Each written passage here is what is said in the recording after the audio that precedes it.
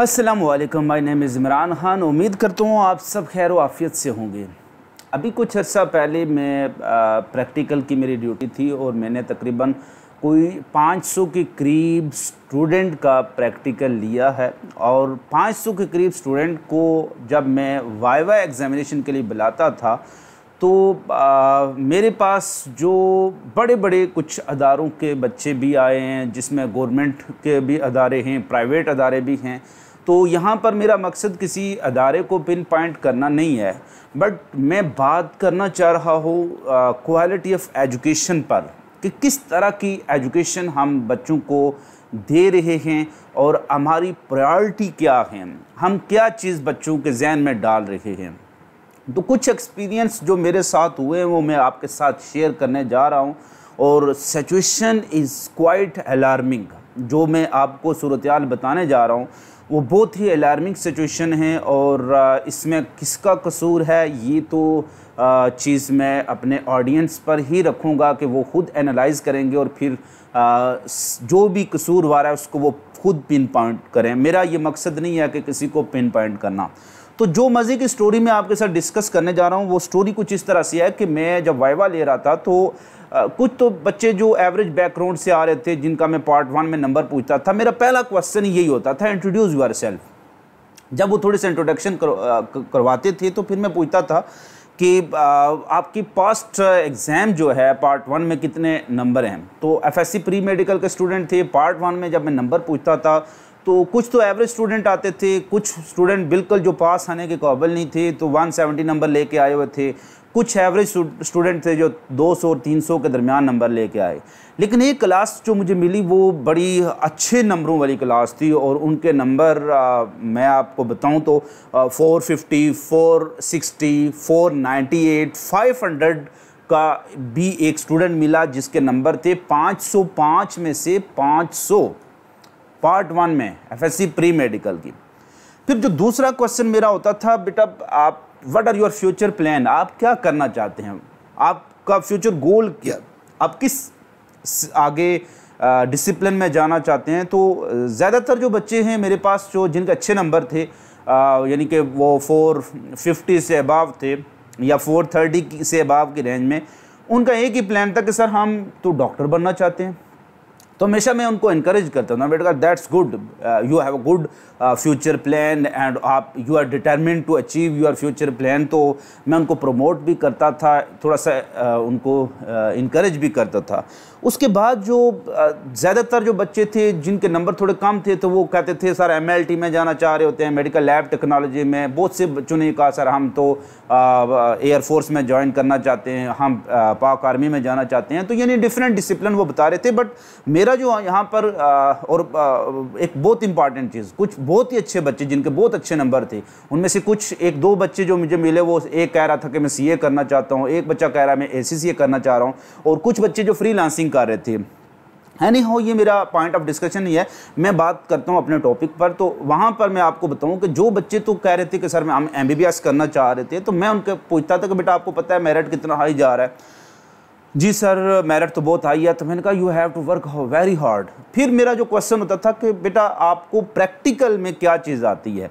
तो ज़्यादातर बच्चों का जो जवाब था वो यही था कि सर आपको पता है कोरोना चल रहा था, हमें प्रैक्टिकल नहीं करवाएंगे, और सर किसी भी टीचर ने हमें नहीं बताया तो प्रैक्टिकल कैसे होते हैं कैसे नहीं होती है, चलो उसको गोली मारी। मैंने कहा ठीक हो गया, चलो आपने नहीं करवाई, एक जनरल ट्रेंड चल रहा है, उस पर मैं पिन पॉइंट नहीं कर रहा हूँ।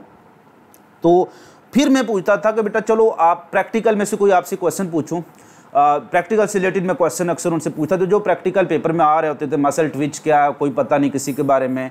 इसी तरह से जब उनसे मैं क्वेश्चन पूछ रहा होता था कि आपने फोटोट्रॉपिज्म वाला टॉपिक डिस्कस किया, फोटोट्रॉपिज्म क्या, फूड चेन क्या है, इसको डिफाइन कर दें। फूड चेन में जो वर्ड ट्रॉफिक यूज़ होता है, ट्रॉफिक लेवल 1, ट्रॉफिक लेवल 2, ये वर्ड ऑटो ट्रॉफिक, हेटरोट्रॉफिक, ये वर्ड कहाँ से आता। तो unfortunately none of the student was able to give the answer of my the simplest of question. और फिर मैं उनसे पूछता था कि बेटा आपका कोई टॉपिक ऑफ इंटरेस्ट बता दें, which is your topic of interest in biology and any topic related to biology that you have prepared so far, और ताकि मैं उसमें से क्वेश्चन पूछूं। बाद में आप ये न कहें कि एग्जामिनर ने तो चुन चुन के वो क्वेश्चन पूछे जो हमें नहीं आते थे। तो फिर मैं जब उनसे पूछता था कि any topic of your interest और any topic you have prepared so far और any topic you have 50% command और command according to your syllabus, तो बच्चे फिर बाद का पूछते थे कि सर हाँ सर होम्योस्टेसिस के बारे में पूछ लें, होम्योस्टेसिस याद करके। तो मैं पहली डेफिनेशन से पूछता था what is the difference between excretion and urination. Excretion की तो कुछ थोड़ी बहुत वो डेफिनेशन सुना देते थे कि sir removal of waste from the body is called excretion. मैंने कहा फिर what is difference between excretion and urination, what is difference between excretion, urination and defecation. मेरे वो बच्चे जो ये वीडियो देख रहे हैं तो कमेंट सेक्शन में आप ज़रूर कमेंट करें कि ज़रूर सर वाकई आपने ये क्वेश्चन पूछे थे, आपने इसको एक्नॉलेज ज़रूर करें अगर मैं बात जो ऐसी ही बता रहा हूँ जो ऐसी बात हुई है। तो एनी हाउ जब मैं बेसिक डिफरेंस पूछ रहा हूँ बच्चों से तब what is difference between excretion and defecation, तो फिर थोड़ी सी प्रॉब्लम हो जाती थी। बहरहाल नंबर बच्चे के कितने हैं 500+। इसी तरह से जब बच्चे से मैं पूछता था बेटा आप एलटी टेस्ट की तैयारी कर रहे हैं, कहाँ से तैयारी कर रहे हैं, बड़े फेमस इंस्टीट्यूट के नाम बताते थे, फ़लाँ से कर रहा हूँ, फ़लाँ से ABC। मैं किसी इदारे को पिन पॉइंट नहीं करना चाहता हूँ, मेरा ये मकसद भी नहीं है। तो मैंने कहा ठीक है आप फलां से कर रहे हैं, आप एलटी टेस्ट कितना पढ़ चुके हैं, कितनी उसमें से तैयारी कर चुके हैं। तो कहा सर वो हमने सेल बायोलॉजी पढ़ लिया है। मैं कहा ठीक है ओके सेल बायोलॉजी से पूछ लेते हैं आपसे, आपने क्या पढ़ा हुआ है। तो जब मैं सेल बायोलॉजी सिंपल क्वेश्चन पूछता हूँ what is called waste bin of cell, what is called the post office of cell, what is the head of a cell, just give me the similarities between mitochondria and chloroplast. फिर मैं उनसे पूछता what are the organelles of symbiotic origin, which organelles is associated with cell secretion. तो ये basic what is the difference between the plasma membrane of prokaryote and eukaryote. तो you know that most of the student, most क्या all student that I have interviewed so far, 500 number वाला भी था, 450 वाला भी था, तो कोई स्टूडेंट, शायद एक स्टूडेंट था जिसने मेरे इन सारे क्वेश्चन में से 2-3 का आंसर ठीक दिया था। तो मैंने उसको बड़ा इनकरेज भी किया, मैंने कहा वेल डन बेटा आपके नंबर पूरे लग गए, आपने वाइड स्टूडेंट है जिसका वाइवा अच्छा हुआ है। तो बताने का मकसद ये था कि वो नंबर 500 लेके बड़े अच्छे इंस्टीट्यूट में एंट्री टेस्ट की तैयारी कर रहे हैं, लेकिन उनका जो लेवल था, मैंने कहा बेटा बहुत मुश्किल है, आप एंट्री टेस्ट की तैयारी तो कर रहे हैं, अभी 1 महीने के अंदर आप कितनी तैयारी कर लेंगे, 1 महीना रह गया उसके बाद आपका टेस्ट होने जा रहा है। तो ये तो मैंने बेसिक क्वेश्चन पूछे और MD कैट के सिलेबस में से तो पहला यूनिट है सेल बायोलॉजी, अगर आपको उसके बारे में आइडिया नहीं आया और इवन के जो टॉपिक वो पढ़ के आए थे उनमें से जो बेसिक मतलब MCQ बेस्ड क्वेश्चन, जैसे मैं पूछता था urea is form from and urine is form from, नहीं आंसर मिलता था, ऑप्शन भी दे देता था। तो मैंने कहा बेटा बहुत ज़्यादा मेहनत की ज़रूरत है, एनी हाउ आप जिस अदारे से पढ़ के आ रहे हैं या पढ़ रहे हैं आपका फ्यूचर तबाह हो रहा है। सर हम फिर क्या करें, मतलब यही सिस्टम तो चल रहे हैं, हमें तो पढ़ना पड़ता है। मैंने कहा ठीक है, मैं किसी इदारे को ब्लेम नहीं कर रहा हूँ कि इदारा अच्छा या बुरा है, बात यह है कि आप क्या तैयार कर रहे हो। अगर आप इसी ट्रेंड के साथ तैयारी करोगे तो बड़ा मुश्किल हो जाएगा आपके लिए सारा कुछ करना और एंट्री टेस्ट को में से गो थ्रू होना। तो बच्चों के लिए मेरी नसीहत ये है, वो पेरेंट जो ये वीडियो देख रहे हैं, वो बच्चे जो ये वीडियो देख रहे हैं, जो स्टूडेंट ये वीडियो देख रहे हैं, आपके फ्यूचर का मसला है बेटा। मैं ये नहीं कह रहा हूँ आप नहीं कर सकते, मैं हमेशा प्रमोट करता हूँ अपने स्टूडेंट को, यू कैन डू इट। कहते हैं ना ज़रा नम हो तो ये मट्टी बड़ी जरखेज़ साकी। हमारे ही इन बच्चों के अंदर इतना ज़्यादा पोटेंशियल है कि ज़रा नम हो तो ये मट्टी बड़ी जरखेज़ साकी। बस बात ये है कि डायरेक्शन या गाइडलाइन की है एंड वे ऑफ टीचिंग की है। सो मैं बच्चों को कहता हूँ कि बेटा FSC जो कर रही है, हमारी प्रॉब्लम ये है कि हम FSC में रट्टे लगाते रहते हैं, बस नंबरों की दौड़ में हमें लगाया गया 500 नंबर ले लें फिर मेडिकल आप डॉक्टर बन जाएंगे। वो 500 नंबर लेकर बच्चा जब एंट्री टेस्ट की तैयारी कर रहा होता है और फिर वहाँ पर उसको कुछ भी नहीं पता होता है। फिर वो 3 माह में जिस बच्चे ने 2 साल कंसेप्चुअल स्टडी नहीं की, कंसेप्चुअल लर्निंग नहीं की, ये चीज़ें तो बच्चे को पहले से पता आनी चाहिए। जब ये 2 साल में बच्चे ने ये चीज़ें तैयार नहीं की तो वो 2 माह में कितनी तैयारी कर लेगा। फिर क्या होगा, वो 40,000, 50,000, 70,000, वो इदारे ने पहले तो आपको FSC में रट्टा सिस्टम को प्रमोट किया, उसने क्या किया, वो टेस्ट सेशन सर लॉन्च कर रहे हैं, उसकी फ़ीस हमें दें, टेस्ट सेशन के बाद दोबारा से रिवीजन सेशन चल रहा है, RTS चल रहा है, ये चल रहा है, वो चल रहा है, फ़ीस इकट्ठी की, उसके बाद बच्चों को मतलब एक दौड़ में लगा दिया, बस ये रट्टा लगाओ नंबर लो, ये रट्टा लगाओ नंबर लो।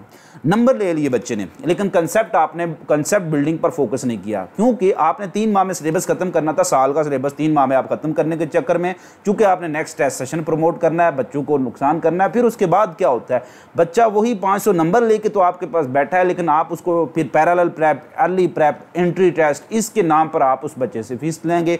जब बच्चे से आप वो बच्चा 70,000 फीस देकर फिर वहाँ पर आप उसको डराएंगे, धमकाएंगे, मुश्किल क्वेश्चन बना के, नहीं ये तो इसके बगैर तो आपका सर्वाइवल ही नहीं है। बट जो बच्चा 2 साल में तैयारी करके नहीं आया, 3 माह में आप उसको कितनी तैयारी करवाएंगे? ये नहीं है कि नहीं करवाएंगे, कुछ ना कुछ 100% को 50%, 25% के करीब आप करवा देंगे। फिर वो बच्चा एमडी कैट में फेल हो जाएगा, आप कहेंगे नहीं बेटा रिपीटर बन के आ जाओ, इंप्रूवर बन के आ जाओ, हमेशा इंप्रूवर ही होते हैं। तो क्यों आप इस ट्रेंड से निकलना क्यों नहीं चाह रहे हैं? सो आई हैव स्टार्टेड प्रोग्राम। बहुत ज़्यादा बिजनेस की वजह से मैंने अपने चैनल पर कुछ टाइम नहीं दे पा रहा हूँ, तो मैंने कोशिश की कि बच्चों की कम से कम अपने सब्जेक्ट के वाले से तो फ्री लर्निंग कर सकता हूँ ना। तो मैंने इस सब्जेक्ट के वाले से मैंने कहा फ्री लर्निंग मैंने करनी है। और मेरे बच्चे जो मुझसे पढ़ रहे हैं, मुझे पता है, मैं अभी भी बच्चे जो बैठे हैं सुन रहे हैं, आप बेटा इसको एक्नॉलेज कर सकते हैं। इफ़ आई एम टेलिंग लाई, तो आप उसमें बता सकते हैं नहीं सर आपने ऐसा कभी नहीं कहा, आप झूठ बोल रहे हैं, जो मेरी आदत नहीं है। बहरहाल एनी हाउ आपकी राय होगी, आप मेरे बारे में जो राय देना चाहते हैं। तो बच्चे जो मुझसे पढ़ रहे हैं, आप बेटा आपको पता है मैं आपको यही बता रहा हूँ, बेटा आपके एंट्री टेस्ट की तैयारी राइट नाउ स्टार्ट हो गई है। If you are preparing biology from me, I guarantee that आप किसी MCQs लेवल टेस्ट या कंसेप्चुअल टेस्ट में फेल नहीं होंगे। क्यों नहीं फेल होंगे? Because I give them the scheme, मैं आपको वो स्कीम दे रहा हूँ। I give you the full conceptual learning कि how to prepare the entry test, आप किस तरह से कंसेप्चुअल लर्निंग कर सकते हैं।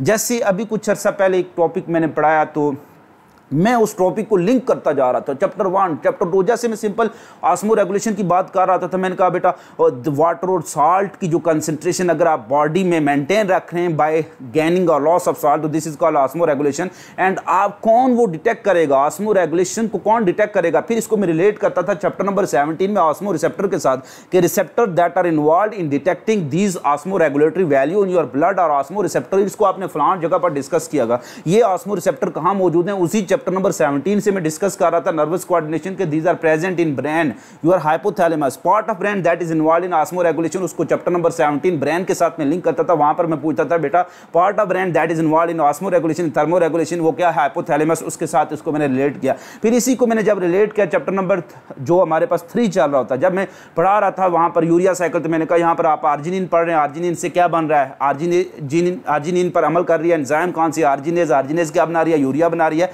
और ये एंजाइम आपने कहाँ पढ़ी थी? आपने पार्ट 1 चैप्टर नंबर 3, वहां पर आपने जो पीएच का टेबल दिया वहां पर आपने पढ़ी, it work in highly basic medium. यही क्वेश्चन जब आपसे पेपर में पूछा जाता है कि enzyme that work in highly basic medium, तो आप परेशान हो जाते हैं। तो इसी तरह से होम्योस्टेसिस को जब मैं पढ़ा रहा था, तो पहले चैप्टर को मैंने चैप्टर नंबर 27 के साथ फौरन लिंक किया। मैंने कहा बेटा चैप्टर नंबर 27 पर फौरन चले जाएं। जैसे ही चैप्टर नंबर 27 पर आप चले गए, मैंने कहा वहां पर पढ़ें क्या लिखा हुआ, हेल्थ वर्सेस डिजीज। तो normal and steady state of homeostasis को क्या कहेंगे? हेल्थ। और जब ये सैचुरेशन क्या हो जाएगी? अब नॉर्मल हो जाएगी, तो उसको क्या कहेंगे? डिस ईज, आपकी ईज खत्म होगी। फिर मैं चला जाता था वापस इसी तरह से कि आप थर्मो रेगुलेशन क्यों कर रहे हैं? थर्मो रेगुलेशन का मतलब क्या है? कि just to maintain a constant optimum temperature in your surrounding of your cell. क्यों हम ऐसा कर रहे हैं? चूंकि we are living and life का बेसिक यूनिट क्या है? सेल है तो आप हैं, सेल के अंदर मेटाबॉलिज्म है तो आप हैं। मेटाबॉलिज्म को कैटालिस्ट के तौर पर काम करते हैं, एंजाइम काम करते हैं। एंजाइम की प्रॉपर वर्किंग के लिए क्या चाहिए होती है? Optimum temperature. Part 1 chapter number 3 वहां पर आप डिस्कस कर रहे होते हैं। ऑप्टिमम टेम्परेचर कौन सेट कर रहा है? थर्मो रेगुलेशन कर रहा है। फिर इसको जब part 1 chapter number 2 importance of water के साथ में डिस्कस करता है, वहां पर आपने पढ़ा हीट कैपेसिटी और हीट ऑफ वेपराइजेशन। तो water act as a temperature stabilizer and इसी तरह से water act as a temperature regulator. तो एनी हाउ जब ये सारी चीज़ें लिंक करके मैं बच्चे को बता रहा था, तो बच्चा ज़ाहिर है आपके पास नॉलेज है तो आप बच्चे तक डिलीवर करें। फिर मैंने कहा बेटा अब ये क्वेश्चन अगर आपसे पूछा जाए एंट्री टेस्ट में तो आप आंसर दे सकेंगे? कहता सर नो प्रॉब्लम। तो बात ये है कि आपने FSC में बेटा जो पढ़ना है। So I will try my best कि मैं आपको इस तरह के लेक्चर्स प्रोवाइड करूं। यहाँ पर टाइम की कमी की वजह से मैं टाइम इतना नहीं दे पाया हूँ, बट सूनर और later I will be going to arrange such lectures for you on YouTube platform.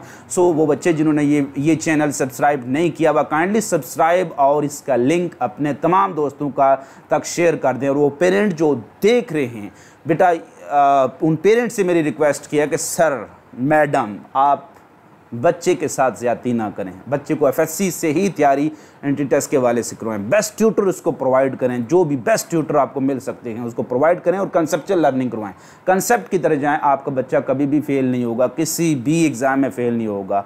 So biology के वाले से इंशाल्लाह I will try my best कि मैं different board, federal board, KPK board, इन सब और डेली लाइफ एप्लीकेशन से बायोलॉजी को आसान बनाकर बच्चों तक पेश करूं।